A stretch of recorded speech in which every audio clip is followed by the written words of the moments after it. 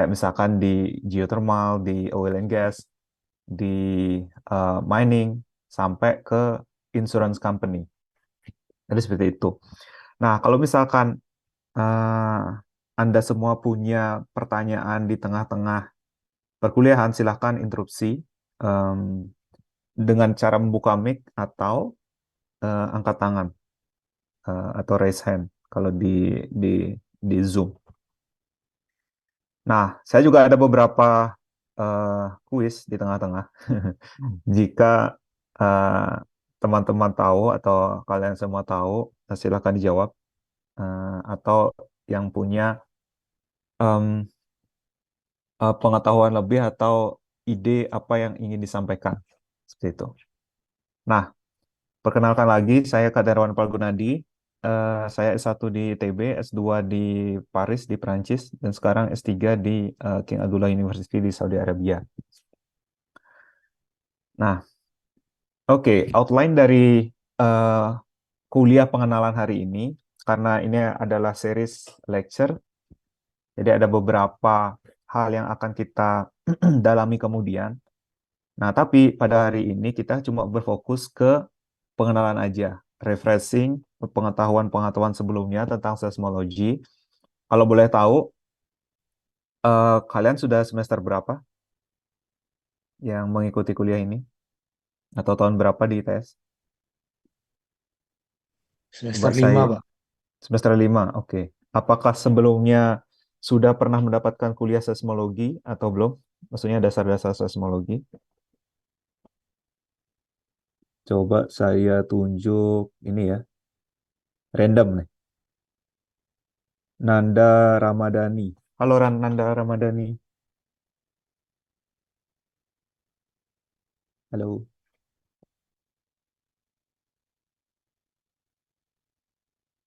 Halo Nanda Ramadhani. Ramadhani. Oh, lagi AFK kan. Oke, saya ganti ke yang lain ya. Coba Maulida Krishna. Halo. Halo Maulida Krishna. Halo Pak, Oh, oke. Sebelumnya udah pernah belajar tentang pengenalan seismologi atau belum? sudah Pak di Sudah. semester 3. Oke, terima kasih. Nah, karena sudah pernah mendapatkan kuliah seismologi sebelumnya, nah saya di sini cuma akan melakukan sedikit overview atau pengulangan kembali tentang kuliah seismologi.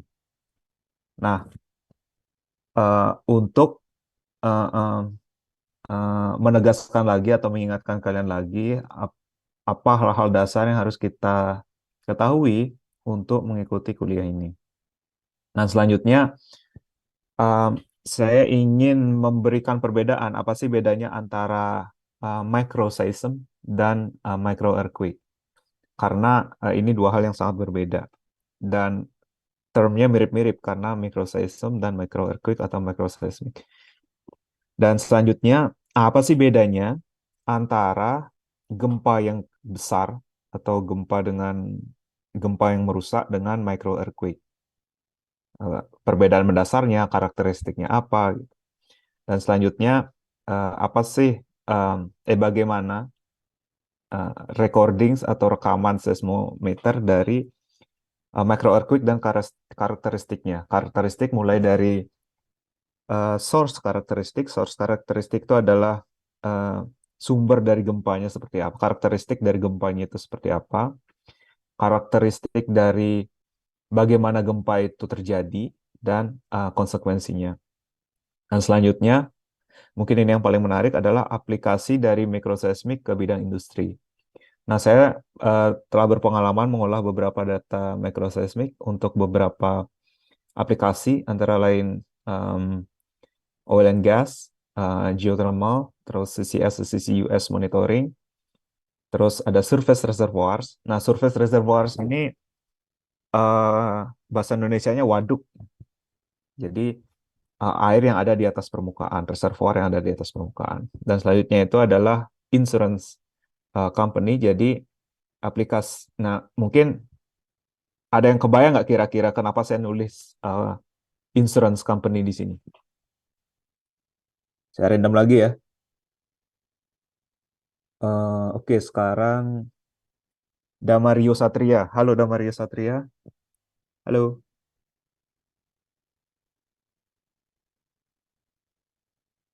halo Damario Satria. Ya mungkin bukan itu nama panggilannya ya. Jadi nggak sadar kalau saya panggil. Oke, ganti. Sekarang Fatan Ayu Nuridiani. Halo Fatan Ayu Nuridiani. Oh iya Pak, halo Pak. Halo.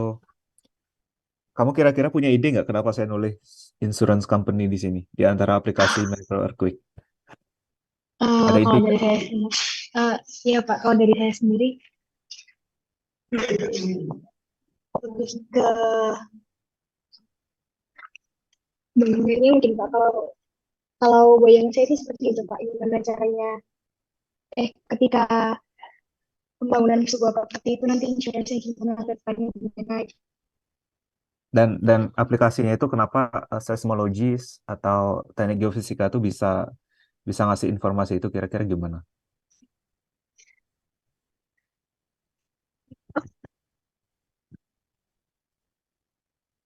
Halo? Kalau Ya kira-kira gimana? Peran teknik geofisika ke insurance company itu? ini juga Pak. Kalau menurut saya kita sebagai geofisikis itu bisa kayak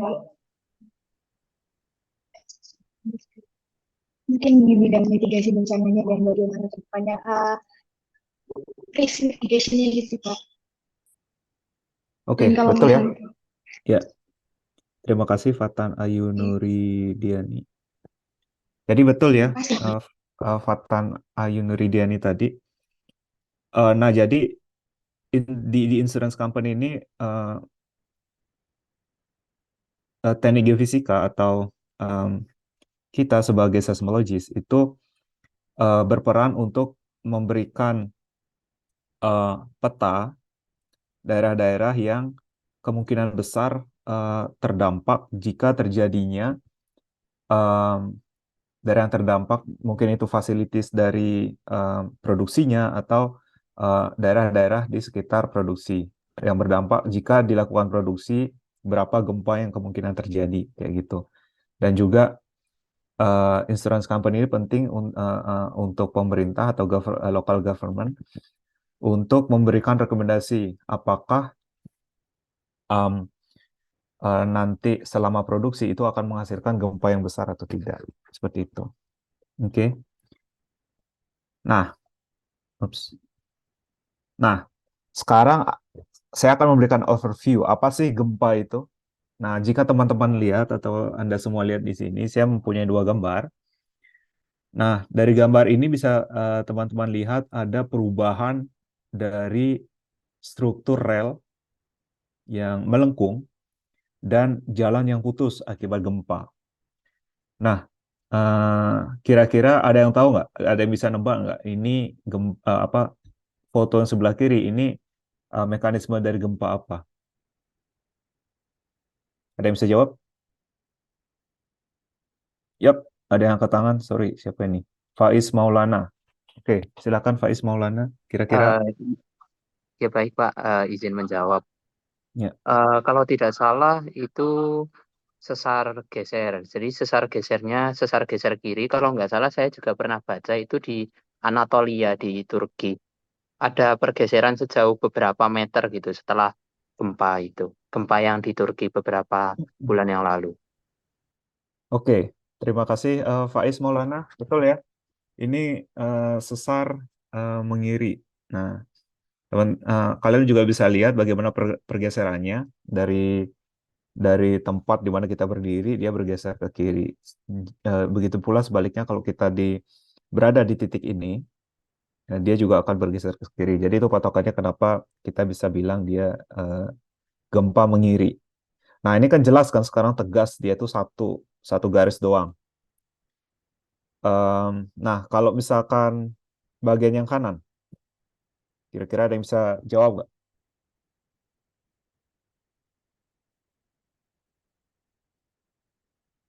Saya tunjuk nih. Saya tunjuk ya. Putri Dwi. Nah, Putri Dwi. Halo Putri Dwi. Iya, Assalamualaikum Pak. Halo. Oke, kira-kira menurut kamu nih yang sebelah kanan, gambar yang sebelah kanan itu sesarnya sesar kemana tuh? Akibat Geser gempa. kanan. Oke, betul ya. Terima kasih Putri. Nah, ini adalah gempa yang geser kanan. Nah, tapi perbedaannya adalah ternyata gempa geser kanan ini tidak hanya satu garis, dia itu berstrata, mempunyai strata. Jadi dia itu berprogres dari eh, pusat displacementnya ke menjauh eh, ke menjauh dari bidang displacementnya atau bidang manifoldnya dan slipnya itu atau pergeserannya itu makin mengecil. Oke, ya itu perbedaannya. Nah, selanjutnya sebentar apa yang terjadi? Oke. Nah, selanjutnya nih ini yang yang kiri udah jelas ya. Nah, kalau misalkan yang kanan nih, ini agak tricky. Ada yang bisa jawab nggak? Ini kira-kira sesar apa nih?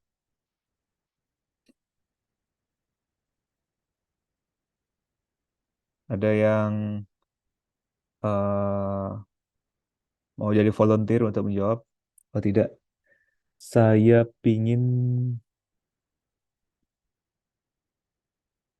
Damianus Ardi Satrianto. Halo Ya, Damianus. ya Ya, menurut kamu selamat nih siang, Pak. yang kanan ini apa nih? Sesar Eh, apa atau pergeserannya kemana? Displacement. Kalau saya tidak salah, itu sepertinya sesar turun, Pak. Nah, dari mana kamu bisa tahu dia tuh turun atau naik? Eh, karena apa yang kanan itu Ya, kayak nggak se apa nggak selevel gitu, Pak, ketinggiannya. Jadi kayak turun ke bawah gitu. Yang nah kamu awalnya bisa di lihat dari atas. mananya tuh?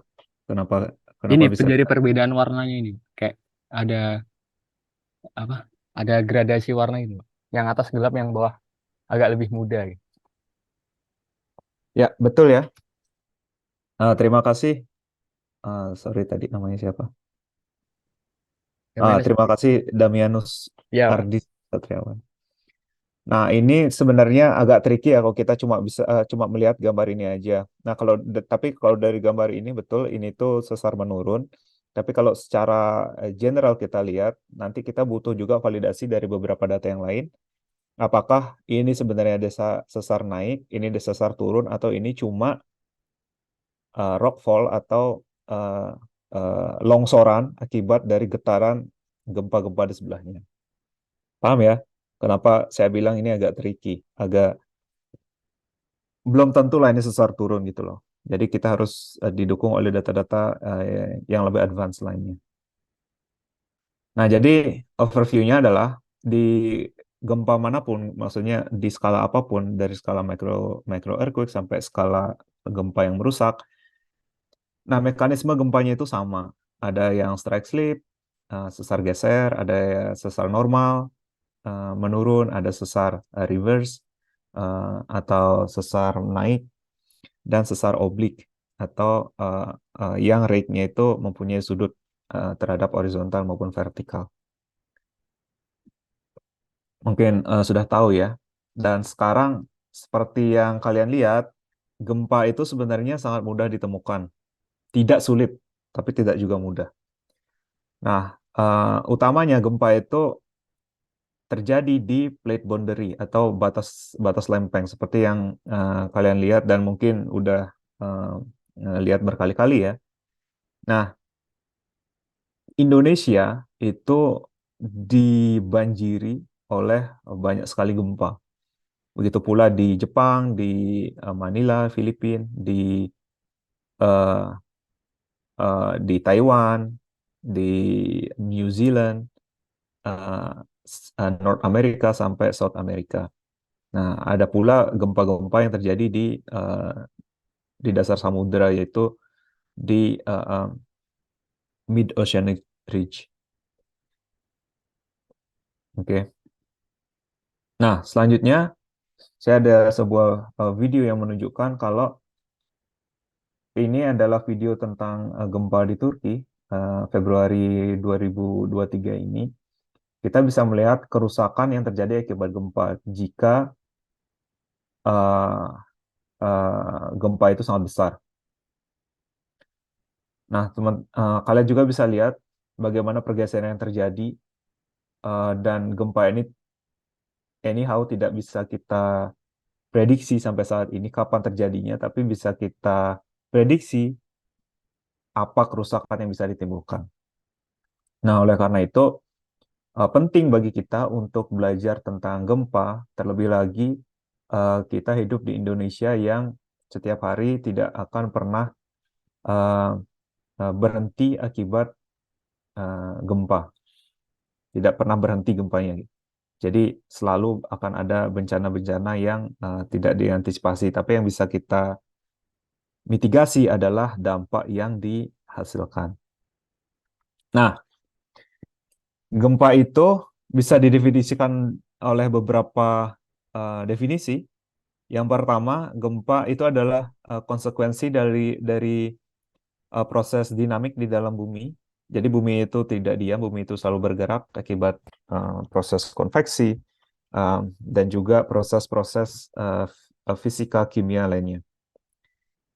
Dan selanjutnya, gempa itu juga bisa didefinisikan oleh suatu produk dari plate tectonics. Misalkan kan karena bumi itu bergerak dan dinamik, jadi pergeseran antar lempeng itu bisa menimbulkan uh, uh, peningkatan stres di fault-fault yang sekarang mungkin lagi diam. Nah, peningkatan stres itu akibat dari gerakan lempeng itu bisa menimbulkan gempa maupun gempa kecil ataupun gempa besar.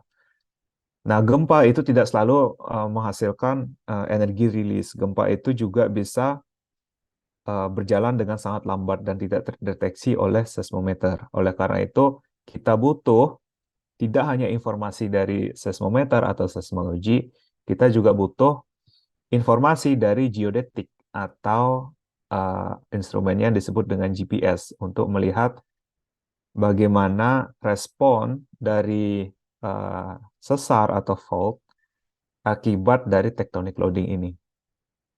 Nah, gempa juga bisa didefinisikan sekali lagi oleh tectonic stress release. Ini jika gempanya itu menghasilkan atau mekanismenya itu stick slip. Mekanisme stick slip itu adalah mekanisme yang gempanya itu tidak jalan pelan-pelan. Karena gempa itu ada berbagai macam, seperti yang mungkin Anda sudah pelajari. Ada gempa tremor, ada gempa slow slip yang sama sekali tidak terdeteksi, dan ada gempa yang disebut dengan co-seismic slip. Nah, tectonic stress release ini, jika mungkin ada pertanyaan, silakan. Apa itu gempa slow slip, tremor, dan juga co-seismic slip? Silakan ditanya. Kalau misalkan kalian sudah mengerti, tidak ada pertanyaan, saya asumsikan sudah mengerti. Nah, tectonic release mechanism ini itu mau tidak mau harus terjadi karena bumi terus bergerak, dia tidak kekuatan dari sesar itu tidak mungkin bisa menahan stress build up atau peningkatan stres akibat tectonic loading ini. Nah, tapi gempa itu merupakan bencana alam yang tidak bisa kita, sekali lagi, yang tidak bisa kita prediksi kapan terjadinya, berapa besar terjadinya, tapi kita cuma bisa memitigasi konsekuensinya atau mengurangi dampak yang bisa diproduksi dari gempa yang sangat besar. Nah, konundrumnya adalah dan ini masih menjadi topik debat di bidang seismologi, bagaimana kita caranya memprediksi gempa apakah kita bisa atau tidak.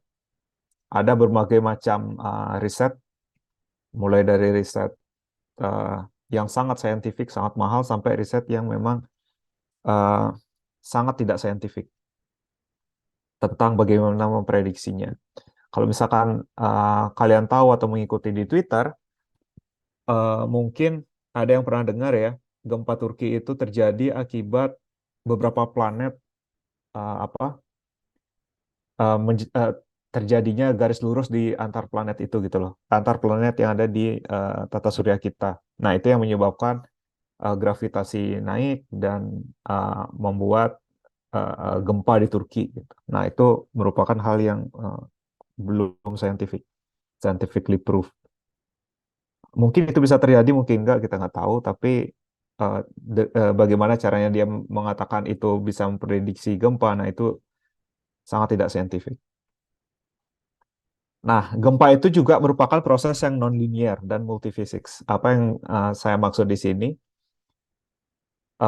Dia multifisik karena banyak proses yang terjadi saat gempa. Yang pertama, proses akibat uh, mekanik dari tectonic loading tadi yang meningkatkan stres. Yang kedua, proses rilis dari energi itu yang mana uh, melibatkan interaksi antar partikel yang bergesekan.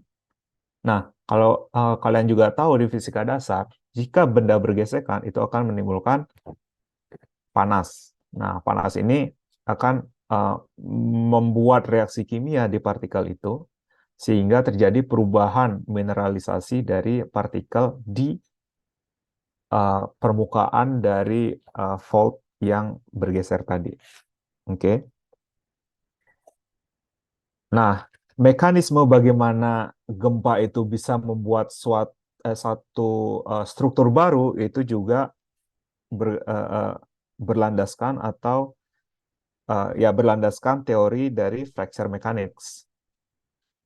Nah, untuk memprediksi itu semua kita butuh, bukan prediksi, untuk mengkalkulasi itu semua kita juga butuh pengetahuan matematik, pengetahuan statistik tentang kegempaan untuk membuat suatu bukan prediksi tapi membuat proyeksi atau assessment apakah di sini ada misalkan apakah di suatu area itu akan terjadi gempa yang besar atau tidak dan shakingnya berapa dan apa pergerakan tanahnya berapa kira-kira. Dan untuk mensimulasikan itu semua kita butuh pengetahuan computer science atau bagaimana caranya ngoding atau membuat numerical eksperimen, numerical uh, simulation. Nah, oleh karena itu, teman-teman yang tertarik atau kalian yang tertarik untuk belajar seismologi, ada banyak hal yang bisa dipelajari. Yang pertama, kalian bisa belajar theoretical derivation, yang artinya kalian harus, yang suka matematika, ini merupakan tempat yang sangat bagus untuk belajar. Yang tahu statistik, karena uh, di bidang seismologi, di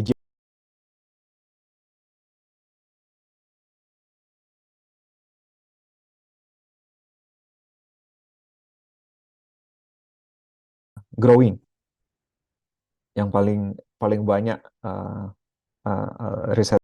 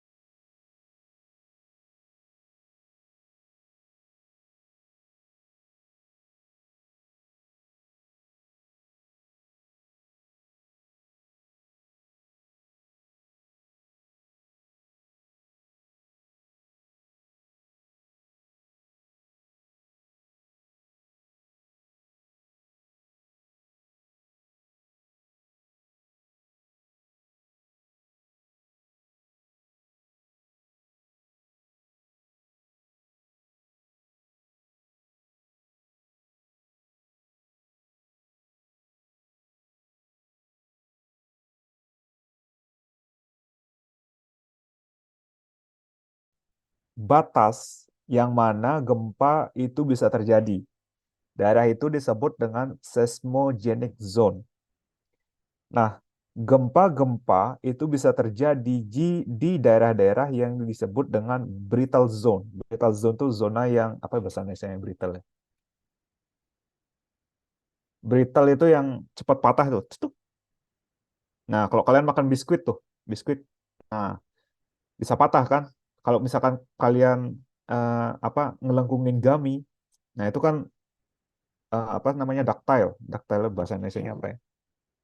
Ya pokoknya kalian kebayangkan ya, eh, eh, kalau dia permen karet, gummy, permen karet, nah itu dia cenderung elastis, nah itu disebut ductile. Nah kalau biskuit itu getas, getas sebenarnya namanya, nah, nggak tahu lah. Pokoknya dia brittle, dia cepat patah. Nah, zona seismogenic zone itu cuma sampai maksimum itu sekitar 18 sampai 20 kilo. Nah, jadi di zona crustal, eh, eh, terutama di daerah apa namanya, terutama di daerah eh, eh, lempeng benua, nah itu kan kedalamannya hanya sampai 20 kilo lah maksimum. Atau at some place mungkin bisa 25 kilo kedalamannya. Dan karena kedalamannya itu terbatas cuma 25 kilo, jadi yang menjadi faktor utama adalah panjang dari dimensi lempeng itu kan. Nah, nggak mungkin panjang dari lempeng itu akan ber slip terus menerus atau slip yang tak terhingga gitu jumlahnya. Itu nggak mungkin. Makanya gempa-gempa krastal itu terbatas uh, energi dari gempanya. Nah, karena dia tidak bisa merambat ke area bawah. Dia cuma bisa merambat ke area samping maksimum.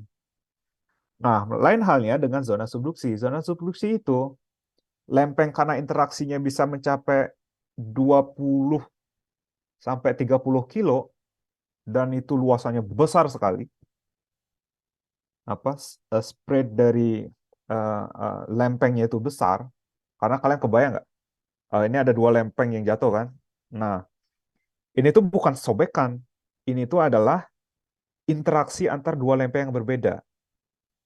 Nah, karena dia luasannya sangat panjang dan mereka subduct atau menunjam itu bersama-sama, oleh karena itu luasannya itu sangat besar. Oke. Nah, itu bedanya eh, antara gempa krastal. Kenapa gempa krastal itu tidak mungkin gempanya sangat besar, tapi gempa di zona subduksi itu kemungkinan gempanya sangat besar. Oke, Alia paham? Ya Allah. Oke, thank you. Lanjut ya. For the interest of time. Oke. Selanjutnya, gempa itu adalah fenomena yang em, skalanya itu dari skala second sampai skala eh, million of years. Nah, di skala yang sangat besar itu adalah dynamic sleep, dynamic rupture, dan di skala tahunan itu atau sampai ratusan tahun itu zona mantle convection. Ya, jadi di daerah-daerah, kalau misalkan di Hawaii itu yang terjadi gempanya itu terjadi akibat zona convection, nah itu bisa ratusan tahun atau sampai ribuan tahun gitu. Nah, sekarang bedanya microseism sama micro earthquake. Nah, microseism ini biar biar kalian semua tidak bingung, microseism ini adalah mirip dengan noise.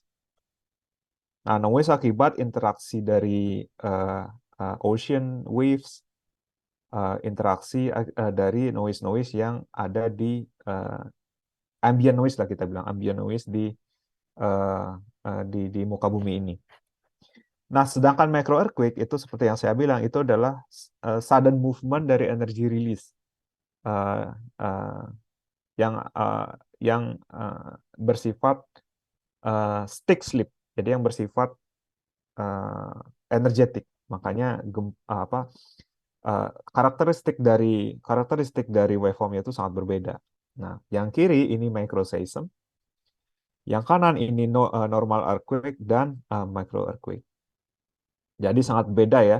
Eh, Mulai dari amplitudenya beda, eh, apa namanya, karakteristik dari gempanya beda. Di sini kita bisa melihat ada fase-fase gelombang P, gelombang S, sedangkan di sini kita tidak bisa melihat karena dia merupakan ambient noise. Nah, microseism itu terjadi seasonal, jadi tergantung dia pasang surut dari air laut kayak gitu. Nah, jadi eh, apa wave yang merambat dan dikategorikan sebagai microseism itu adalah gempa-gempa yang merambat akibat bukan gempa siapa noise lah kita bilang di sini ya. Mungkin orang lain menganggap ini sinyal, tapi di konteks micro earthquake ini disebut noise. Nah, eh, gelombang itu terjadi akibat interaksi dari pasang surut air laut atau gelombang-gelombang air laut yang mempropagasi energinya ke seabed. Eh, dan nanti dari seabed ini karena dia terjadi benturan-benturan kecil itu akan menimbulkan sinyal-sinyal. Nah, berikut sinyal-sinyal dari microseism. Jadi kalau kalian lihat nanti bekerja dengan data asli atau data observasi, kalau kalian melihat, nah ada yang kayak gini nih sinyalnya, oh itu mungkin merupakan seasonal microseism yang kemungkinan besar diakibatkan oleh salah masang atau salah tempat masang seismometer.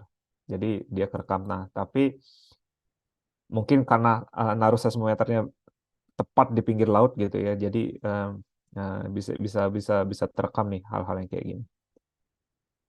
Oke, nah sekarang bedanya gempa besar atau earthquakes versus micro earthquakes. Nah, ada yang punya ide nggak kira-kira? Yang mana sinyal dari gempa besar dan yang mana sinyal dari gempa kecil dengan cuma melihat dua dua ini aja, dua dua gambar ini. Ada yang punya ide? Silakan angkat tangan.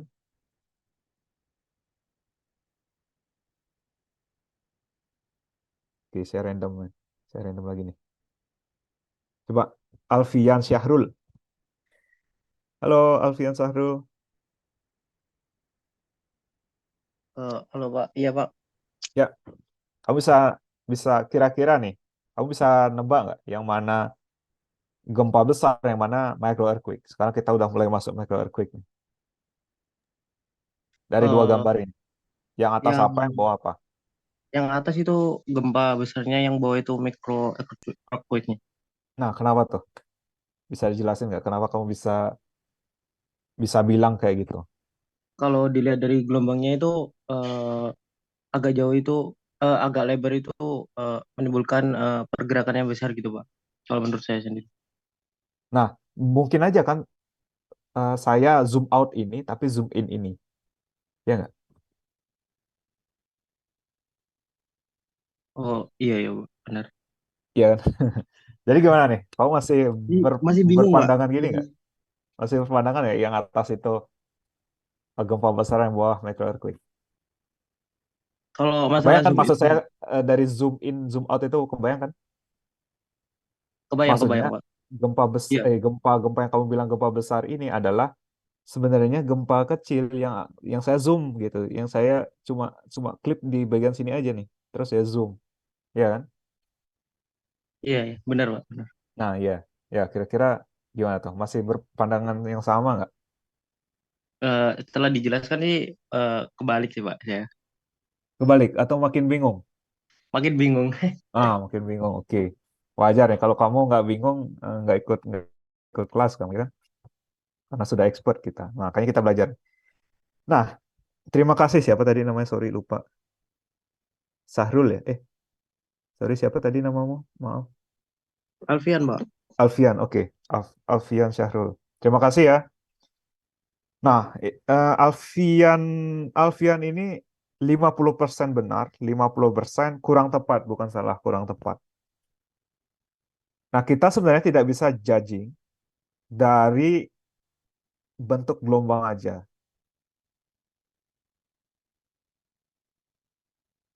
Nah, kita tidak bisa judging dari bentuk gelombang saja. Nah, em, kita juga harus melihat faktor-faktor lain. Oleh karena itu, kita belum bisa menebak nih dengan informasi segini aja kita belum bisa menebak. Nah, oleh karena itu bedanya apa? Yang pertama kita harus melihat amplitudenya. Kalau gempa besar itu amplitudenya lebih tinggi dan gempa yang kecil, micro earthquake, amplitudenya lebih rendah. Nah, ini make sense karena eh, apa energi yang dipropagasikan juga lebih rendah. Nah, tapi dari sini karena saya tidak kasih apa namanya amplitude dari dua hal ini, dua dua waveform ini, jadi kita nggak tahu. Oke, tapi ini make sense ya perbedaannya. Nah, yang kedua, yang benar kata Syahrul tadi, karena gempa besar itu mempunyai durasi yang lebih panjang, sedangkan eh, micro earthquake itu mempunyai durasi yang lebih pendek. Nah, sekarang saya reveal nih. Ternyata si Syahrul benar kalau kita melihat nih. Dan di sini yang kalian lihat itu apa namanya sumbu X itu adalah dalam menit, sedangkan ini dalam seconds. Jadi dari segi durasi, benar yang dibilang sama Alfian tadi, gempa besar itu mempunyai durasi yang lebih panjang, atau dalam hal ini mempunyai apa namanya frekuensi konten yang lebih rendah, atau periodnya lebih panjang. Sedangkan micro earthquake itu karena dia kecil, jadi durasinya itu sangat kecil, frekuensi yang dihasilkan juga lebih tinggi. Kenapa menghasilkan frekuensi lebih tinggi nanti saya jelaskan. Oke. Nah, selanjutnya gempa besar itu mempunyai banyak uh, uh, body wave phase. Nah, apa yang saya maksud dengan body wave phase itu adalah kalian bisa lihat kan di sini ada satu peak, ada peak kedua, peak ketiga, peak keempat, kelima dan seterusnya. Sedangkan micro earthquake itu at least dia punya dua body wave. Body wave itu maksudnya gelombang P, gelombang S. Bisa bisa juga apa body wave itu ada gelombang konversi, gelombang P kecil P besar, gelombang P besar P besar dan seterusnya. Oke. Nah, kalau misalkan dari kalian masih belum belum paham apa yang saya maksud dengan P kecil P besar, itu silakan ditanyakan nanti. Saya asumsikan itu sudah diajarkan di seismologi ya, kuliah seismologi. Nah, seperti yang kalian lihat, nah di sini ada fase P, ada fase P besar, ada gelombang S, ada fase SP, ada fase SS. Nah, untuk mengingatkan lagi, in case ada yang lupa, nah PP ini maksudnya adalah misalkan kalian bayangin, em, ini oke, kalian bayangin ini bumi ya, udah jelek banget gambarnya. Sorry, hapus. Oke, bisa dilihat nggak tadi? Halo, tadi bisa dilihat nggak gambarnya? Salah. Bisa, Pak. Bisa, Pak. Bisa ya? Sip, terima kasih. Oke, misalkan ini ya. Oh, crap. Oh, sorry. Maaf, maaf, maaf, maaf. Ulang ya. Nah, misalkan ini adalah circumference dari bumi, ya kan? Lengkungan bumi lah. Dan gempa kalian ada di sini nih, ya kan? Nah, gelombang PP ini adalah gelombang yang mantul dua kali. Jadi, satu, dua. Nah, baru dia kerekam di sini. Kayak gitu. Nah, untuk gelombang P, makanya ada PP. Nah, kalau P itu cuma sekali doang. Shoo, tuh. Nah, kayak gitu. Nah, itu gelombang P. Nah, gelombang PP ini lebih lebih lambat karena dia harus mantul dulu sekali. Makanya lebih lambat dia datangnya lebih belakangan. Oke? All clear? Next. Nah, kalau misalkan dari apa namanya dari waveform ini kita lakukan Fourier transform. Fourier transform itu adalah mentransformasikan ini time eh apa eh, time domain ditransformasikan ke frekuensi domain. Nah, jadi bentuknya itu kayak gini nanti akhirnya. Dia punya beberapa slope. Nah, slope ini disebut dengan omega square. Omega itu kan 2 kali pi kali frekuensi kan. 2 pf. Nah, dia punya frekuensi satu atau fundamental modes-nya dia. Terus dia punya apa slope omega -1 dan dia punya slope yang kedua lagi omega -2. Nah, omega ini adalah karakteristik dari source. Nah, saya tidak akan jelaskan ini sekarang karena untuk menjelaskan ini kita bisa kuliah 2 pertemuan. Nah, jadi tidak akan saya jelaskan. Tapi yang akan saya jelaskan di sini adalah intinya kalau gempa itu mempunyai karakteristik frekuensi yang berbeda. Nah, gempa besar itu mempunyai slope omega -1-nya itu lebih dangkal, apa ya, dangkal, lebih lebih flat lah daripada em, gempa kecil atau micro earthquake yang mempunyai frekuensi yang lebih tinggi. Nah, contohnya seperti ini di sebelah kanan. Nah, di sebelah kanan ini untuk gempa gempa magnitudo yang kecil, nah frekuensi di mana dia mulai drop, nah itu di frekuensi yang lebih besar dibandingkan dengan eh, gempa yang besar yang mana dia mempunyai corner frekuensi, ya ini sebutnya corner ya karena dia di pojok nih. Dia dari data dia jatuh. Nah, itu disebut corner frekuensi, frekuensi pojok. Nah, saya nggak tahu bahasa Indonesianya apa ya. Ya, saya terjemahkan dengan naif aja, frekuensi pojok gitu. Nah, corner frekuensinya itu di sini. Oke, makanya dia mempunyai kayak scaling gitu. Makanya disebut gempa itu uh, kalau kalian baca paper nanti selanjutnya, gempa itu kadang disebut dengan mempunyai karakteristik self-similar. Self-similar itu ya gini, karena dari gempa kecil sampai gempa besar itu dia mempunyai linearitas atau mempunyai linearity yang mengakibatkan asumsi kalau gempa kecil dan gempa besar itu prosesnya sama. Nah, ini masih debat nih sebenarnya di dunia riset.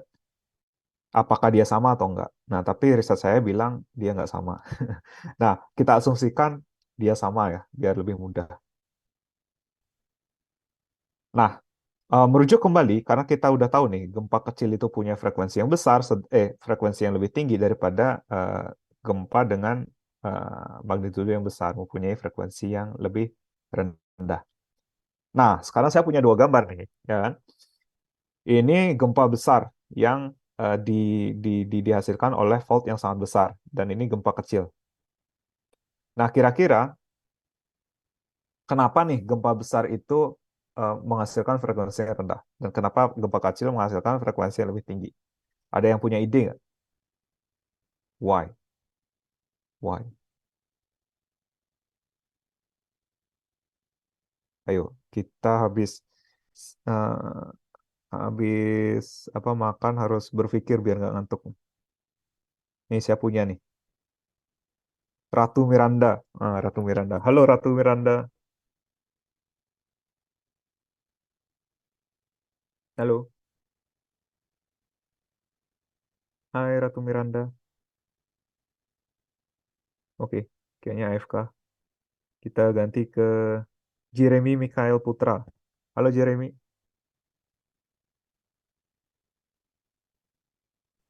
Iya Pak, halo Pak. Halo. Kira-kira kamu punya gini nggak? Dugaan nggak kenapa gempa besar itu menghasilkan frekuensi yang lebih rendah dan eh gempa kecil menghasilkan frekuensi yang lebih tinggi dari 2 gambar ini? Kira-kira kenapa tuh? Ada ide? Saya butuh bantuan nih. Masih belum paham sih Pak, masih belum tahu sih Pak. Belum tahu ya. Ada yang tahu? Saya cari volunteer lagi. Volunteer selanjutnya adalah nih, Ani satu Ainun Kowirunida. Ani satu Ainun. Siapa nama panggilannya nih? Halo, halo. Oh, lagi AFK kayaknya. Saya ganti bawahnya nih. Hafiz Wahyu Kusuma. Halo Hafiz. Halo. Hai Hafiz. Halo, bisa didengar? Atau lagi AFK? Oke, ganti ya. Ke Nugroho Alif. Halo Nugroho. Halo Ada yang Nugroho. resign, Mas Palgu. Oh, ada yang resign nih. Nggak lihat. Silakan Chris, bisa memberikan pendapat. Ya, John Chris. Halo. John Oke, Chris. halo Pak, izin Ya, menjawab ada ya. ide? Kalau misalnya saya melihat dari apa, dari rumus frekuensi ya, itu kan berbanding terbalik dari periode, dari waktu. Ya, Nah, sementara kan tadi digambarkan dijelaskan tuh, kalau misalnya gempa besar itu kan cenderung waktunya lebih panjang. Artinya frekuensinya bahkan lebih kecil dibandingkan yang gempa yang berukuran rendah, Pak. betul, Pendapat saya betul, gitu. betul. Ya, betul sekali. Terima kasih John Chris. Nah, tapi yang kita akan bicarakan di sini adalah bagaimana proses dia terjadi kan. Itu tadi dari durasi karena kita udah tahu waveformnya. Jadi itulah yang diobservasi. Tapi kalau kita melihat secara earthquake physics, secara fisiknya kenapa dia bisa terjadi. Nah, kalau kalian bayangin nih, ya kan, kenapa gempa besar itu mempunyai durasi yang lebih panjang? Karena kalau dia bergerak, boom, pergerakannya lebih besar kan? Karena pergerakannya lebih besar, dia menghasilkan source yang jauh lebih besar. Dengan demikian, gelombangnya dia tuh lebih panjang. Nah, ini yang disebut dengan durasi yang lebih panjang. Oleh karena itu,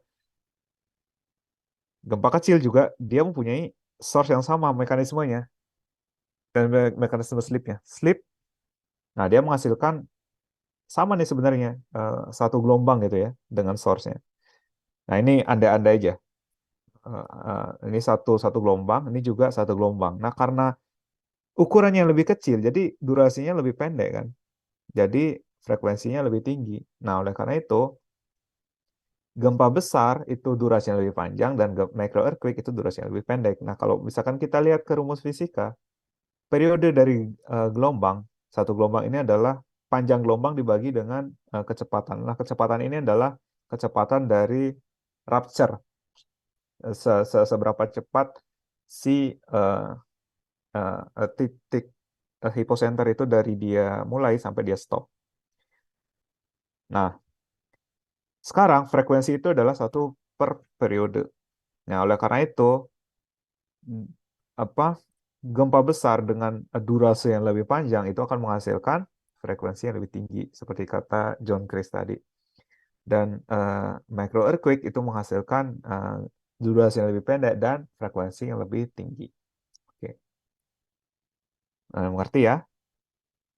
Nah, selanjutnya, karena sekarang kita akan bermain di gempa-gempa yang kecil, saya ingin ngasih tahu beberapa gempa yang terjadi. Yang pertama, yang termasuk micro earthquake. Yang pertama adalah induced seismicity, itu frekuensinya antara 0,1 sampai 10 Hz. Nah, itu kira-kira gempanya di bawah 4 momen magnitude. Terus ada long period system, short period, broadband, macroseismic system. Ini adalah macroseismic system ini adalah instrumen yang digunakan untuk mengukur micro earthquake. Jadi frekuensinya itu antara 1 sampai 10.000 Hz. Nah, ini instrumen minimum yang harus dimiliki oleh suatu perusahaan atau seseorang jika ingin melakukan monitoring induced seismicity atau micro earthquake, sorry. Dan ada lagi yang frekuensi yang lebih tinggi, itu disebut dengan acoustic emission. Jadi semakin rendah atau semakin rendah magnitudo yang akan kita amati, itu kita membutuhkan instrumen yang frekuensinya jauh lebih besar untuk mengcoverage seberapa besar earthquake yang akan kita lihat nanti, gitu. Nah, sensor yang dipakai itu ada berbagai macam, mulai dari sensor di surface, ada sensor yang ditanam. Nah, seperti yang kalian lihat di sini, ada sensor yang di atas permukaan, ditanam uh, beberapa sentimeter aja dari permukaan untuk mengurangi ground roll. Terus ada pulse hole, jadi dia ngegali tanah dulu, terus dipasang semen, di semen nih, apa namanya, atau ya benar, di semen atau dikasih pipa gitu untuk menghindari noise yang berlebihan. Nah, ini yang biasanya dipakai oleh BMKG itu fault system. Jadi mereka membuat bunker. Nah, bunkernya itu nanti di semen. Nah, di atas bunkernya itu ditanamin apa? Ditanamin um, seismometer yang dipancang ke area yang lebih dalam dari uh, faults ini. Dan yang satu lagi ada yang disebut dengan shallow well. Nah, itu uh, uh, biasanya bukan ngegali, ngebor sampai kedalaman 2 meter maksimum, 1 sampai 2 meter, nanti dipasang uh, seismometer di sana, atau mungkin geophones. Dan kalau misalkan ada yang lebih advance lagi, pada saat monitoring geothermal atau monitoring fracking di oil and gas, nah mereka menggunakan borehole seismometer. Borehole seismometer itu konfigurasinya kayak gini. Mungkin teman-teman sudah melihat di banyak kuliah kuliah umum. Nah, jadi peletakannya seperti ini. Jadi yang pasti seismometer itu harus nempel uh, ke permukaan tanah atau ke batuannya. Nah, seperti yang kalian lihat, ini ada yang pakai wireline, jadi ini bisa dinaik turunkan. Terus ada yang di semen, ini mungkin monitoring secara permanen. Ada yang di belakang casing, dan ada juga yang di tubingnya. Nah, masing-masing dari sensor ini punya positif dan negatifnya, tergantung dari tujuan si yang punya perusahaan. Nah, selanjutnya yang lagi naik daun ini itu ada yang disebut dengan DAS system atau Distributed Acoustic Sensing. Nah, di DAS ini dia menggunakan fiber optic cable yang nanti ditanam di sepanjang well-nya, atau terserah lah mereka mau tanam di mana. Nah, nanti hasil dari DAS recording ini itu menghasilkan data yang jauh lebih banyak daripada data-data yang direkam oleh konvensional seismometer. Jadi, dan maintenance-nya jauh lebih murah, tapi investasi di awalnya jauh lebih besar, karena yang paling mahal di sini adalah bagaimana kita mengintegrasikan semua kabel-kabel yang sudah kita tanam itu ke suatu sistem komputer. Nah, ini yang paling mahal di DAS. Kalau kabel itu murah banget. Nah, kebalikan dengan konvensional seismometer. Nah, konvensional seismometer itu alatnya mahal, tapi pengolahannya lebih murah. Nah, kalau di DAS itu alatnya murah, kecuali integratornya. Integrator itu yang nge-collect semua data. Kabelnya itu murah banget, sensornya murah, tapi integratornya mahal. Kalau yang konvensional, sensornya mahal, integratornya murah. Nah, untuk menanam seismometer untuk menghasilkan deteksi yang lebih optimal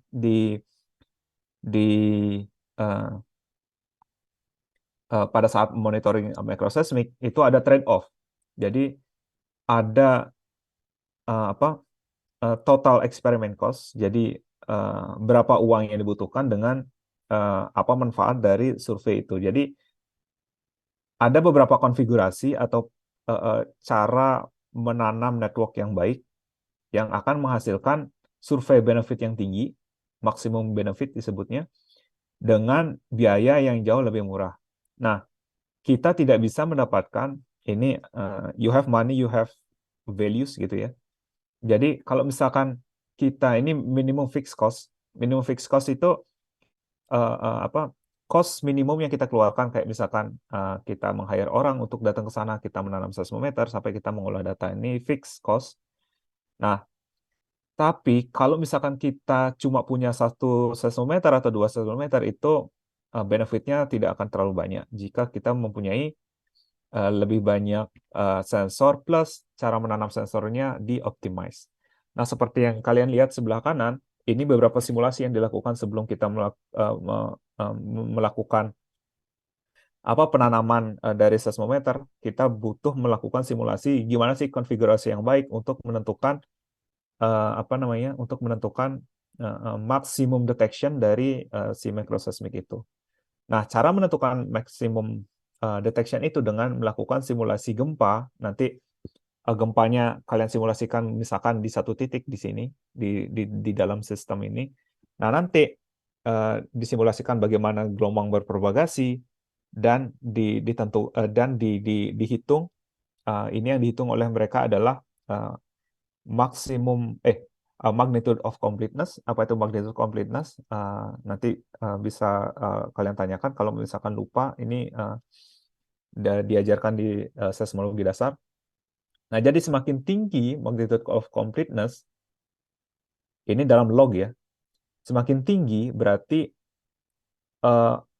hasilnya makin rendah. Dan kalau misalkan nilainya negatif, itu hasilnya makin tinggi karena magnitude of completeness-nya makin rendah. Kalau magnitude of completeness makin rendah, berarti magnitudo yang akan kita capture itu jauh lebih rendah. Dan micro earthquake events yang akan kita deteksi itu jauh lebih banyak. Nah, gitu. Jadi ini konfigurasi yang paling optimum, yaitu menggunakan yang disebut dengan star configuration. Ini dari riset. Nah, selanjutnya itu kan penanaman ya. Sampai sini ada pertanyaan nggak dari awal sampai konfigurasi dari gimana alatnya sampai bagaimana kita harus menanam biar mendapatkan hasil yang maksimum. Ada pertanyaan? Ada yang belum jelas?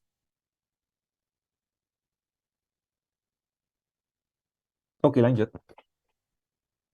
Nanti ada kuis di belakang kalau belum ngerti. Oke. Micro earthquake processing. Nah, processing ini ada step-stepnya. Nah, kita mempunyai bukan dua step sih. Ada step yang harus dilakukan dan ada step yang dilakukan boleh, nggak dilakukan boleh. Nah, jadi kita bahas yang ini ya dulu aja ya, yang primary workflow. Jadi kalau misalkan kalian punya raw data, kalian melihat geometrinya seperti apa, nanti kalian melakukan adjustment. Adjustment itu bisa dengan melihat atau mencocokkan waktu dari masing-masing seismometer, karena banyak seismometer yang nggak clocking ke GPS gitu. Jadi kalian harus make sure itu bagus dulu datanya, atau datanya itu disesuaikan dengan default atau disesuaikan dengan standar dari pabrikan si alatnya itu. Nah, selanjutnya pre-processing atau mendeteksi apakah ada earthquake atau enggak. Nah, pada tahap pre-process atau detect ini ada beberapa metode yang bisa dipakai. Dan sekarang yang paling terkenal itu menggunakan deep learning method. Nah, deep learning method itu bisa menggunakan, ini freely available, kalian bisa download ini gratis di GitHub.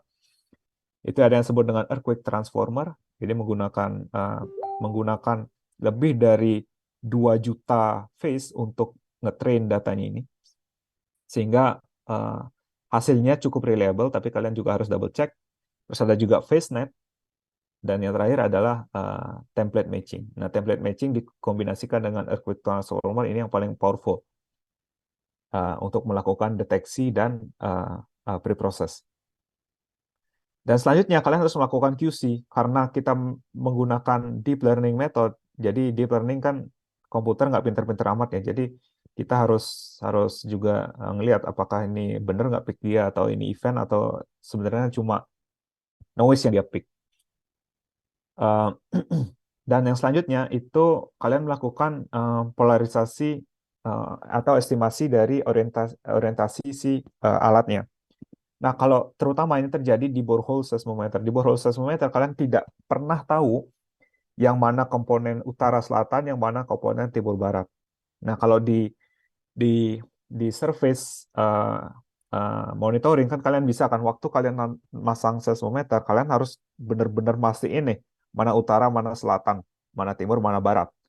Karena nanti si seismometernya itu harus di-align ke sana. Sehingga waktu kalian processing nanti, kalian tahu benar-benar yang mana komponen vertikal itu udah pasti itu komponen vertikal. Dan nanti ada dua komponen horizontal ya kan. Ada komponen north south, ada komponen east west. Nah, kalau misalkan kalian deviate dikit aja itu magnitudonya beda, uh, shape dari gelombangnya juga beda, bentuk dari gelombangnya dan karakteristiknya juga akan berbeda. Oleh karena itu, untuk make sure dia align ke utara selatan timur barat, kalian harus melakukan uh, estimasi dari orientasi si sensor itu dengan menggunakan polarization analysis, principal component analysis gitu. Nah, quality control yang saya maksud tadi itu manual peak checking salah satunya dan bisa menentukan dari Wadati diagram. Nah, Wadati diagram ini adalah plot antara gelombang P dan gelombang S. Nah, gelombang P ini ditentukan oleh uh, origin time dikurangin dengan TP atau arrival of P wave dan uh, TS dikurangin dengan TP atau arrival S dikurangin dengan arrival V. Nah, kalau kalian picking P dan S, kalian kan tahu kan arrival P-nya di mana, arrival S-nya di mana. Nah, dari data itu kalian bisa plotting Wadati diagram dan menentukan nilai VP dan VS. Dan nanti slope-nya itu adalah si VP VS. Gitu. Nah, dari sana kalian bisa menentukan apakah si peak itu adalah si peak itu reliable atau enggak. Oke. Nah, event detection menggunakan deep learning. Nah, kalau sekarang kan ini buzzword ya. Buzzword itu kata-kata yang kalau kalian ngomong tentang deep learning, artificial intelligence, machine learning itu kayak kalian tuh hebat banget gitu. Nah, ini di event detection dan arrival picking di earthquake science. Nah, itu yang paling famous itu adalah deep learning. Salah satunya. Ya. Dan ini freely access ya, kalian bisa akses dimanapun. Nah, selanjutnya single receiver method. Ini pakai STLTA, jadi kalian pick automatically, pick di sini gitu, berdasarkan nilai STLTA. Apa ini? Nanti kita akan belajar. Nah, selanjutnya event detection menggunakan multi receiver method, jadi menggunakan cross korelasi antar waveform. Ini juga kalian akan pelajari nanti mungkin. Ada metode wave loop separation, dan yang terakhir adalah match filtering dan subspace detection. Oke. Nah, match filtering ini prosesnya seperti apa? Yang jelasnya itu nanti saja. Sekarang cuma pengenalan aja, oke? Nah, seperti yang saya bilang sebelumnya, di polarization analysis itu penting buat kalian nanti menentukan di mana arah si sensor itu dengan menggunakan hologram horizontal dan vertikal. Nah, reorientasi itu penting kalau misalkan si particle motion itu yang ini, yang garis tipis ini itu align sama theoretical value. Nah, theoretical value ini yang garis lurus ini. Nah, kalian harus membuat algoritma gimana caranya sehingga si si particle motion ini harus align sama line ini, sama garis ini. Nah, oleh karena itu kalian nanti bisa menentukan apakah itu sudah benar atau enggak. Nah, kalau misalkan dia align berarti polarisasi analisis itu udah benar. Nah, Wadati diagram ini yang saya sebut tadi. Nah, slope-nya ini itu adalah dia harus mengikuti si nilai VP per VS di daerah itu. Nah, kalau misalkan menggunakan tadi deep learning, kadang-kadang itu sudah saya coba. Kadang-kadang kalian bisa mendapatkan hasil di bagian sini atau hasil di bagian sini. Nah, karena itu salah, ketika saya cek, oh ini ternyata noise ini. Nah, cara QC yang paling cepat dengan kalian tidak melihat si waveform satu persatu, yaitu nge-remove aja si daerah-daerah yang daerah sekitar sini gitu. Nah, tapi tetap kalian juga nggak boleh menghilangkan event-event atau sinyal-sinyal yang ada di sini. Oke. Nah, selanjutnya setelah kita punya data, kita ketemu nih waveformnya di mana, waveform yang menghasilkan gempa di mana, ya yang ada indikasi gempa di mana, kalian harus melakukan hypocenter estimation. Hypocenter estimation ini ada beberapa metode untuk menentukan titik dari gempa. Nah, yang pertama itu travel time base itu menggunakan grid search. idenya sangat gampang sebenarnya. Jadi karena kalian sudah tahu apa namanya, jarak itu adalah kecepatan dikali waktu kan. Waktu kalian sudah tahu dari waveform tadi, dari picking tadi, kecepatan bisa kalian estimasi menggunakan 1D velocity model, ataupun jika di sana udah ada apa namanya 1D velocity profiling, pakai log data. Nah, kalian bisa menentukan di mana letak si microseismic event itu, gitu. Dengan mensimulasikan kalau di sini gempanya, terus kalian kalkulasi V kali T.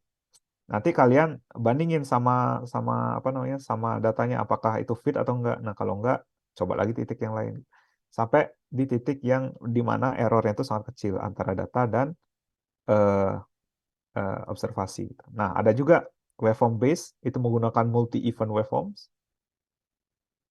Nah, jadi dia melakukan apa namanya, waveform stacking, multi-event waveform stacking. Nanti dia tuh kayak kalau di seismic eksplorasi dia melakukan move out, terus nanti dia di stack. Nah, hasil dari stack itu akan menunjukkan di mana si hypocenter itu berada. Nah, selanjutnya ada back projection teknik. Jadi kalian melakukan apa namanya, cross korelasi mundur untuk menentukan di mana si titik hypocenternya. Nah, ini salah satu dari master project saya. Nah, selanjutnya karena kita udah tahu posisi, jadi biasanya nih si apa oil and gas atau si geothermal system, geothermal monitoring itu cuma sampai di titik ini aja, sampai kita menentukan oh di mana earthquake. Tapi sebenarnya dari data itu kita bisa melakukan berbagai macam hal untuk menganalisis si karakteristik dari gempa itu. Yang pertama, kita bisa menghitung estimasi magnitudo. Nah, estimasi magnitudo ini penting untuk kalian apa mengetahui yang pertama energi rilis dari gempa itu, sehingga kalian bisa mengetahui dan memprediksi apakah akan terjadi gempa besar di sini atau enggak. Nah, kalau misalkan akan terjadi gempa besar, kalian bisa mengingatkan si operator untuk menurunkan produksi mungkin, atau menurunkan eh, kegiatan-kegiatan yang menyebabkan ada gangguan stres di sekitar sana. Atau mungkin kalian bilang shutdown dalam waktu beberapa jam. Nah, itu kalian bisa melakukan decision itu dengan hanya menggunakan data ini. Yang selanjutnya menghitung corner frekuensi yang seperti saya bilang yang tadi, ya ini corner frekuensi yaitu titik beloknya ini. Nah, titik beloknya ini itu penting untuk mengetahui stress drop. Nah, stress drop ini bisa nanti di link untuk menentukan energi rilis dari earthquake-nya. Nah, energi rilisnya ini yang nanti bisa kita gunakan sebagai proxy untuk mengetahui apakah akan terjadi gempa besar di daerah situ atau tidak. Oke. Dan selanjutnya kalian bisa melakukan atau menghitung focal mechanism dari sebuah cluster dari microseismic untuk menentukan arah dari fracture arah dari fracture dari yang terjadi akibat produksi. Dan selanjutnya akibat dari focal mechanism itu kita bisa membuat satu proxy untuk menentukan stress condition di sana. Nah, stress condition ini sangat penting buat oil and gas atau geothermal terutama. Karena jika kita tahu stresnya di sana sedang tinggi, itu akan diberikan indikasi-indikasi yang mana indikasi-indikasi seperti karakteristik dari vokal mekanisme yang cenderung berubah. Misalkan dari dia normal itu menjadi strike slip, atau dari normal menjadi thrust. Nanti di sana ada evaluasi geomekanik akibat dari produksi. Nah, di sana nanti kita bisa kasih tahu ini lagi critical stress nih. Jadi apa yang harus dilakukan, mungkin engineer atau geomekaniknya itu ngasih rekomendasi untuk menurunkan injection rate atau stop sama sekali produksi jika memang di daerah situ tuh ada daerah-daerah yang berasosiasi dengan sesar-sesar besar. Jadi di stop. Karena itu tidak hanya merugikan si masyarakat, tapi juga merugikan company juga. Ya, daripada nanti apa namanya akan menimbulkan hal yang tidak diinginkan, lebih baik di hold dulu atau di stop. Gitu. Nah, sekarang kita lanjut nih ke aplikasi. Jadi sebelum ke aplikasi, ada pertanyaan nggak sampai sini? Jadi dari kita proses, kita dapat data ke lapangan, kita sekarang udah dapat raw data, sekarang kita deteksi di mana gempa itu terjadi. Deteksi, ya benar, deteksi dari seismogramnya di mana ada potensi-potensi gempa. Nanti dari potensi gempa itu uh, kita bisa mendapatkan uh, uh, lokasi dari microseismic. Jadi kita tahu nih di mana terjadinya gempa dan bagaimana cara mengolah data agar kita mendapatkan informasi yang lebih banyak. Gitu. Ada pertanyaan sampai di sini?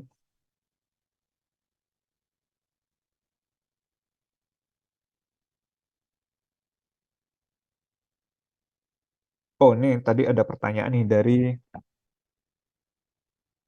Bapak Yogi. Izin bertanya, mengapa gempa besar yang lebih dari 8 terjadi di Sumatera tapi tidak di Jawa? Oh, zona subduksi ya. Nah, kenapa terjadinya di Sumatera tapi tidak di Jawa? Setahu saya, oh ini tricky question ya. Good question but also tricky to answer.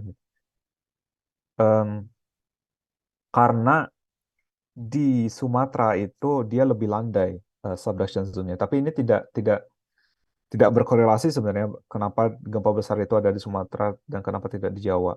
Ada berbagai macam hal yang belum bisa dijawab. Yang pertama, apakah karena dia lebih landai ataupun tectonic loading-nya lebih cepat daripada di Jawa? Karena lebih landai itu dia apa namanya lebih buoyant.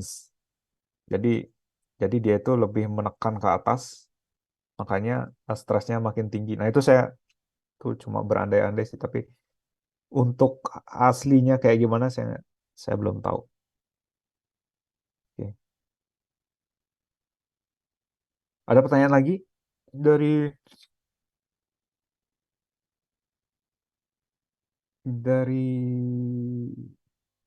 mahasiswa? Oke, saya tanya ya. Bagaimana kalau saya akan bertanya kepada Galdino Aditya Nugraha. Halo Galdino Aditya Nugraha. Ya Pak, Ya, ada pertanyaan? kurang tidak saya belum tanya. ada sih Pak. Belum ada. Udah ngerti ya? Jadi saya Iya, tanya cuman nih. umum-umumnya aja masih Ya. udah ngerti, cuman detail dan lain-lainnya belum paham nanti. Ya oke. Saya tanya ya. Boleh Pak. Kalau kita pakai deep learning method, Mm-mm. drawbacks-nya apa? Drawbacks itu kelemahannya apa? Dan keuntungannya apa? Menurutmu? Untuk yang event detection itu tadi. Betul. Mm. Menurutmu untungnya apa? Ruginya di mana? Untungnya nanti kita hanya perlu memonitor algoritma yang sudah kita buat untuk eh, event detectionnya itu. Kalau kekurangannya kurang tahu. Kalau setiap metode itu kan ada kekurangan ya. Mm-mm. Kalau misalkan nih, kalau kamu tahu artificial intelligence kan? Atau Tahu machine Pak. learning lah, Mm-mm. ya kan? Mungkin nggak nih, kalau misalkan kamu buat algoritma atau algoritma machine learning lah. Sekarang kamu ngetrain dia, pakai semua foto kucing, foto animals yang lainnya. Nah, terus sekarang kamu kasih dia foto anjing. Iya, Apakah akan selalu keluar foto anjing? Bisa nggak dia nebak, oh ternyata itu kucing gitu? Atau nggak bisa nggak dia nebak, oh ternyata itu semut enggak, hasil akhirnya? enggak. Atau kenapa nggak? Karena balik ke kucing, karena kita train dengan kucing. Nggak, kita trainnya pakai animals ya. Cuma Oke. ada train kucing juga. Mm-mm. tapi kucingnya lebih banyak. Apakah mungkin atau enggak? Tapi itu 100% true nggak atau enggak Enggak. menurutmu? Maksudnya kalau kamu train kucing, terus keluarnya kucing itu 100% itu nggak hasilnya? Kadang ada salah-salah dikit atau emang itu mungkin 90% akurat. Kalau 90% akurat berarti ada 10% yang dia hasilnya tidak sesuai, ya kan? 90% accurate sih, Pak. Nah, berarti ada 10% yang nggak akurat. Nah, sama Iya. juga di deep learning tadi. Kan yang dia proses kan eh yang ditrain sama dia kan data-data dari gempa kan. Iya. Data-data sinyal gempa dari P dari S. Nah, sedangkan kalau misalkan ada juga sinyal yang mirip P dan S, sinyal P dan S, tapi itu tidak gempa, kira-kira itu dideteksi nggak sama dia juga? Terdeteksi juga. Ya, jadi drawback-nya itu adalah apa kira-kira? Kita harus melatih terus ya, Pak ya. Ya, Dan betul. Kita mm-mm, harus melatih terus. Jadi dia nggak terlalu akurat kan. Bisa jadi mm-mm, kita pickingnya itu noise, eh, bukan gempanya, bukan gempa yang kita pengen gitu. Apalagi sekarang kita main di area micro earthquake yang energinya itu sangat kecil kan. Gitu. mm-mm. Paham ya Paham, Pak? drawbacksnya? Ya. Terima kasih Galdino Aditya Nugraha. Ada pertanyaan lagi sebelum saya lanjut ke aplikasi? Nah, saya lanjut ya. Tadi cowok, sekarang cewek ya. Coba nih. Adelia Kadar Kinasih. Halo Ardelia. Bener kan ya saya bilang? Iya, Pak. Halo. Ada pertanyaan?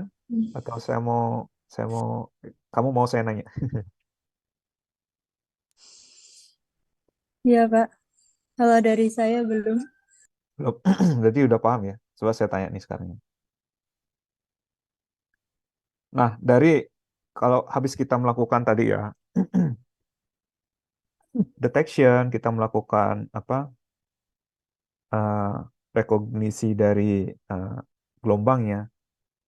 Kenapa kira-kira kita harus QC lagi? Kenapa kita nggak percaya aja lah 100% sama sama algoritma atau eh, sama hasilnya? Kenapa kita butuh QC?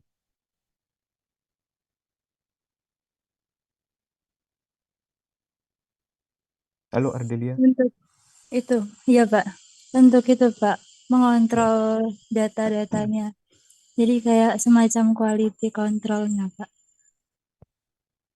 Oke, jadi kita itu biar tidak mendeteksi noise atau hal-hal yang sebenarnya nggak ada tapi kita anggap events. Jadi itu kayak fake events ya. Oke, terima kasih ya si siapa Ardelia Kadar. Nah, ini ada pertanyaan lagi nih dari Sultan Dava Kowirusyah Suhardi. Oke, permisi Pak, izin bertanya. Terkait estimasi momen magnitudo ini, kalau yang saya tangkap kegiatan ini dilakukan setelah proses produksi dilakukan ya Pak. Nah, jika demikian, mengapa tidak dilakukan sebelum suatu lahan digunakan untuk kegiatan produksi? Kan biasanya juga harus diestimasi ya Pak, kira-kira suatu lahan ini bisa berapa lama untuk produksi. Nah, oke, terima kasih Sultan Dava atas pertanyaannya. Ini pertanyaannya menarik ya. Kenapa kita tidak melakukan asesmen atau estimasi magnitudo sebelum melakukan produksi? Nah, karena sebelum kita melakukan produksi yang pertama, kita nggak tahu di sana ada gempa atau enggak. Kalau di sana tektonically nggak aktif. Kalau daerah-daerah yang nggak aktif, contoh di sekitar Kalimantan. Nah, di sana kan nggak ada gempa-gempa besar ya, atau nggak ada struktur-struktur besar yang bisa eh, hosting gempa gitu. Nah, karena nggak ada, kalau misalkan kita sebelum produksi kita ke sana, ya kita nggak akan dapat data apa-apa. Oke, itu yang pertama. Dan kenapa kita harus melakukannya saat produksi? Nah, waktu kita produksi, walaupun kita ngebor satu sumur, itu kita cuma dapat data yang sangat limited tentang stres terutama. Jadi yang paling sulit dihitung itu adalah stres. Karena itu mereka bayar mahal tuh orang geomechanics. Karena mereka bisa menghitung stres. Nah, stres ini nanti akan berubah selama kita berproduksi. Si lapangan ini berproduksi. Nah, produksi ini, selama produksi ini, dia akan mengubah atau mengganggu stres yang udah ada di sana. Nah, kayak misalkan nih, eh, ada suatu rumah tangga diganggu oleh orang ketiga misalkan. Nah, kan berarti ada friksi-friksi di sana kan yang akan menimbulkan percikan-percikan gempa kecil lah. Nah, oleh karena itu, eh, walaupun kita bisa mengakses stres sebelum dia produksi, tapi kita tidak bisa menjamin apakah atau tidak bisa mengestimasi berapa gempa yang terjadi selama produksi karena kita nggak tahu apa perubahan stres yang terjadi karena stres itu sangat dinamis gitu. Jadi itu jawabannya. Dan berapa lama untuk bisa produksi itu tergantung si reservoir engineer, itu bukan ranah dari seismologis. Seismologis itu cuma ngasih ngasih ngasih apa? Ngasih rekomendasi kalau hey, lihat kamu harus turunin produksimu nih.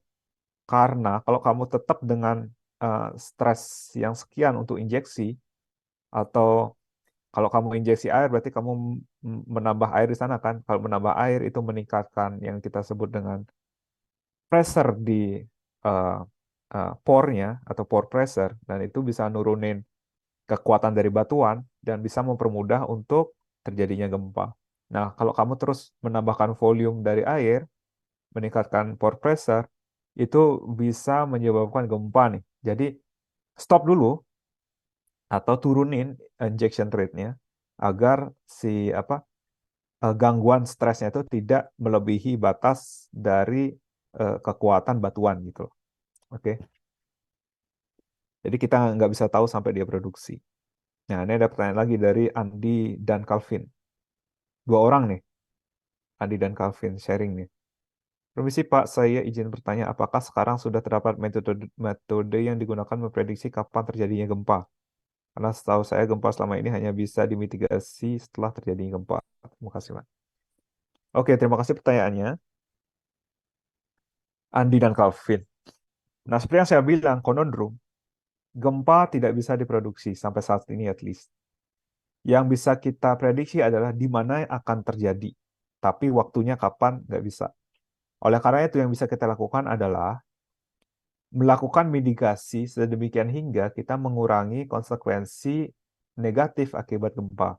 Contoh, karena kita sudah tahu di suatu daerah ada sesar, misalkan let's say Yogyakarta, di sana kan ada sesar yang sangat terkenal namanya sesar Opak yang gempa tahun 2006. Karena kita sudah tahu di sana ada gempa, yang bisa kita lakukan adalah yang pertama, hindari daerah itu. Yang kedua, kalau misalkan kita tetap pengen tinggal di sana, perkuat rumah kita, fondasinya, atau menggunakan metode-metode lain untuk membuat bangunan yang tahan gempa. Nah, cuma itu yang bisa kita lakukan. Karena eh, apa? Kapan terjadi kita nggak tahu. Apakah karena dia sudah terjadi berarti energinya udah habis kan? Berarti kemungkinan besar 50 tahun ke depan nggak ada. Tapi kan kita tidak bisa menjamin apakah 50 tahun ke depan itu akan ada atau enggak. Karena ada yang tadi yang saya bilang, kalau kita sudah mempunyai mitigation plan, kita mempunyai probabilitas untuk terjadinya gempa. Kita tidak bisa memprediksi gempa itu kapan terjadinya, tapi yang bisa kita prediksi adalah probabilitas terjadinya gempa. Contoh, misalkan probabilitas itu kayak gimana? Probabilitas itu adalah kita bilang pada waktu 100 tahun itu akan terjadi gempa sebesar misalkan 20% dengan magnitudo lebih dari 6. Ya. Yang artinya adalah kita cuma yakin 20%, yang artinya adalah kita yakin 2000 tahun itu at least pasti terjadi satu gempa. Tapi 2000 tahun itu entah itu besok 2 hari lagi, 100 hari lagi, 1000 tahun lagi, 2000 tahun lagi, nggak ada yang tahu. Tapi kita yakin dalam 2000 tahun itu at least akan terjadi satu gempa. Ya, cuma itu aja kemampuan yang kita punya sekarang. Semoga menjawab ya, Andi dan Calvin. Oke, next, lanjut. Lanjut ya. Lanjut. Ke application of micro earthquakes. Nah, aplikasinya itu banyak sebenarnya. Yang pertama, yang paling terkenal sekarang adalah CO2 sequestration. Jadi kita bisa memonitoring injeksi dari CO2 untuk mengurangi CO2 emission di dunia ini. Dan ini sebenarnya kebanyakan masih ide ya. Dimanapun kebanyakan masih ide kecuali di daerah Norway yang udah melakukan injeksi, tapi ini masih ide. Tapi yang bisa kita lakukan adalah kita memonitoring kemana pergerakan fluidanya, uh, up, stres yang terjadi akibat injeksi, dan bagaimana waktu dia udah settle, apakah dia akan bermigrasi naik ke atas atau enggak. Nah, itu bisa kita monitoring. Yang selanjutnya itu adalah geothermal production. Ya, yang tadi saya bilang, kita bisa memonitoring injeksi dan produksinya dia dengan menggunakan surface seismometer ataupun borehole seismometer. Dan juga sekarang bisa pakai DAS, Distributed Acoustic Sensing, tapi harganya masih sangat mahal. Nah, terus bisa juga untuk monitoring shale gas exploration. Nah, ini kebanyakan terjadi di North America, ataupun di US ataupun di Kanada. Nah, di Indonesia kayaknya nggak akan terjadi ini, karena memang shale di Indonesia itu belum matang. Dan sebagian besar teknologi microseismic itu kenapa berkembangnya di Amerika Utara, karena mereka melakukan kegiatan yang sangat masif untuk melakukan fracking dan telah menimbulkan berbagai hal yang di luar nalar gitu lah. Pokoknya apa? Ya, teknologi berkembang karena banyak kejadian yang aneh-aneh di sana. Nah, yang menarik dari DAS ini adalah karena dia menggunakan optic cable, fiber optic cable, harga sensornya murah banget. Dan dia bisa menentukan konvensional PNS, seperti yang kalian bisa lihat sebelah kanan. Ini adalah channel number, jadi di setiap titik di kabel ini itu adalah sensor. Jadi dia kayak borehole. Karena sensornya sangat banyak, kalian bisa lihat nih, channelnya itu ada 2000 channel. Yang ini yang bisa kalian atur jarak antar channelnya berapa tanpa harus kalian menanam geofone gitu. Kalau misalkan kalian menanam geofone kan kalian harus jalan lagi, cabutin geofone, masang lagi gitu kan. Nah, kalau ini udah semuanya dari komputer gitu. Jadi kalian bisa nentuin channelnya jaraknya berapa banyak dalam jarak kabel kalian. Nah, dia juga menghasilkan sinyal yang mirip dengan seismic exploration ya. Itu yang kalian lihat, kayak active seismic. Nah, tapi masalahnya dari DAS ini, metode pengolahannya sangat berbeda dengan metode konvensional. Karena yang kalian tangkap di sini itu bukan particle motion, melainkan strain motion. Jadi yang kalian dapat itu adalah strain-nya. Jadi regangan dan extension dan compression dari kabelnya. Nah, regangan dan extension dan compressionnya ini itu tidak bisa menentukan komponen mana itu. Apakah komponen naik turun, apakah komponen utara selatan, timur barat. Jadi untuk menentukan source mechanism dengan menggunakan DAS itu belum ada tekniknya. Nah, kalau kita pengen riset DAS ini adalah riset yang paling menggiurkan sekarang karena masih banyak hal yang belum dieksplor. Jadi apapun yang kalian temukan itu merupakan penemuan. Itu intinya. Lanjut. Nah, aplikasi ini seperti yang saya bilang tadi, ini merupakan aplikasi ke um, oil and gas. Nah, jadi selama completion atau selama fracking, kita bisa mengamati daerah mana saja yang menghasilkan gempa atau micro earthquake. Nah, dari gempa-gempa setelah injeksi ini kan mereka harus tahu si company itu production engineer-nya harus tahu apakah fracture yang diharapkan itu sudah terbentuk atau belum. Nah, caranya itu di-constrain dengan data micro earthquake dan bagaimana bentuknya itu juga di-constrain dari micro earthquake. Jadi misalkan kalian punya macro seismic cloud, ini namanya macro seismic cloud, nanti kalian bisa nge-generate satu plane, fracture plane berdasarkan kayak plane fitting gitu loh. Misalkan kalian punya seismic cloud, punya banyak titik, nah jadi kalian ngebuat plane atau ngebuat 2D plane lah yang merepresentasikan fracture ataupun small fault. Nah, nanti kalian bisa membuat kayak gini nih. Oh, berarti di sana udah terbentuk nih fracture dengan luasan sekian. Nah, krusialnya data dari microseismic ini adalah fracture yang kalian buat akan diterjemahkan oleh production engineer sebagai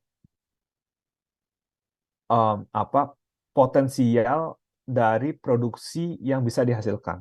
Karena kalau misalkan kita udah menentukan dari dimensi dari fracture ini, jadi kita sudah bisa menghitung lah kira-kira seberapa gas yang flowing di sana yang masuk ke production well kayak gitu. Jadi sangat krusial. Jadi penentuan hypocenter, yang mana gempa, yang mana bukan gempa, dan juga melakukan asosiasi dari seismic clusternya, seismic cloud-nya dengan waktu yang cepat dan akurat itu sangat penting.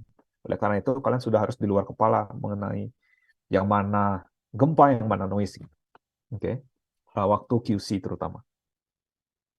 Nah, selanjutnya kita sebagai seismologis itu bukan cuma sekedar ngelihat titik-titik ini aja. Jadi kita udah dapat location, jadi hypocenter location, udah that's it. But it's not. Kita bisa mengeksplorasi data-data itu lebih banyak. Kita bisa korelasikan dengan pressure, history, injection history, atau dan juga injected volume misalkan.